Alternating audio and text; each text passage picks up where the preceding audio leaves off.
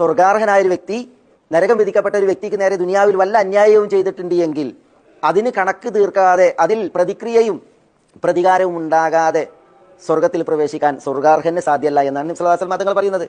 നേരെ തിരിച്ചും വമാ യംബഗി ലി അഹദിൻ മിൻ അഹ്ലിൻ നാരി അൻ യദ്ഖുലൻ നാർ ഇദാ കാന ലി അഹദിൻ മിൻ അഹ്ലിൽ ജന്നതി ലഹു മുതാലബ.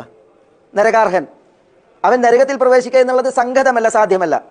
എങ്ങനെയാണ് എങ്കിൽ സ്വർഗത്തിൽ പ്രവേശിക്കുന്ന ഒരാൾക്ക് ഈ നരകാർഹനിൽ നിന്ന് വല്ല മുതാലബയും ഉണ്ട് എങ്കിൽ, മുതാലബ എന്ന് പറഞ്ഞെങ്കിൽ ഇവനെ ശകാരിച്ചത്, ഇവനെക്കുറിച്ച് ദൂഷ്യം പറഞ്ഞത്, ഇവനെ ദ്രോഹിച്ചത്, അവൻ്റെ അപമാനത്തിന് ക്ഷതമേൽപ്പിച്ചത്, അവനെക്കുറിച്ച് അപവാദം പറഞ്ഞത്, പരദൂഷണമുണ്ടായത്, ഇതിലൊക്കെ പക പോക്കാതെ, പക തീർക്കാതെ നരകാർഹൻ നരകത്തിലും കാലൊന്നുമില്ല. അള്ളാഹു നമ്മളെ കാക്കട്ടെ, നഊദു ബില്ലാഹ്.